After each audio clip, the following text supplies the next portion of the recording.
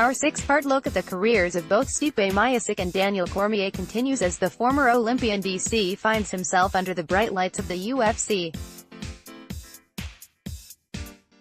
Daniel Cormier, Part 1, can be read here. When Daniel Cormier made his UFC debut after the dissolution of his old hunting ground Strikeforce, the promotion that he joined was very different to the one we are living through right now. Cain Velasquez was the heavyweight king at the time, running through each and every challenger to his throne with a skill set that redefined what people believed to be true about the limitations of pace and cardio for a man that big. At 205 pounds, a younger Jon Jones was slowly but surely cleaning out the division, solidifying his argument for pound #1 status beyond any doubt. DC entered the promotion with some considerable hype, for sure. He wasn't supposed to emerge victorious in the Strikeforce heavyweight Grand Prix, and yet, facing the larger men, he managed to completely excel, dominating fighters who boasted advantages in weight as best as 25 to 30 pounds. Fighting the former champ Frank Mir in your debut is a pretty big ask, but it was a challenge that Cormier took to with apparent ease. Besting him on the feet and beating him up in the clinch, there was an apparent gulf in quality between the two, regardless of the fact that the more natural light heavyweight came in 20 pounds lighter than him. The combos were flowing, the grind was embraced, and above all else, he just seemed to tie everything together seamlessly.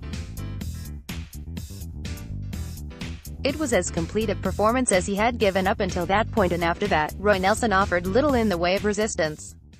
Big Country just couldn't deal with Cormier, and like so many before and after him, he too succumbed to the pace and pressure of the future champion. The interesting thing about the Nelson fight was that DC weighed in 20 pounds lighter for that matchup, almost in an attempt to set up a move to light heavyweight.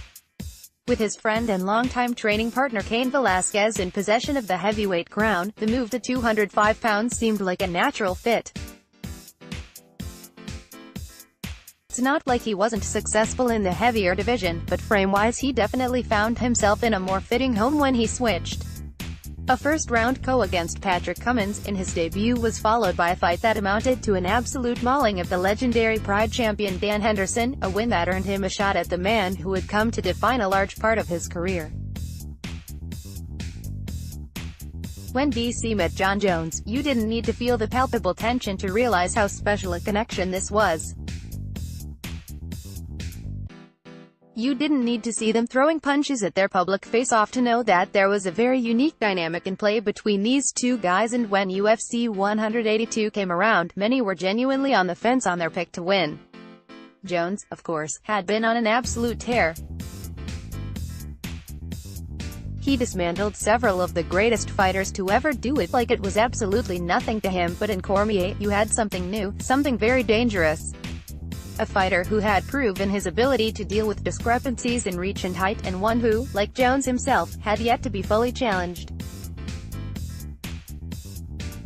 Both unbeaten, practically, in the case of Jones, they finally met at UFC 182.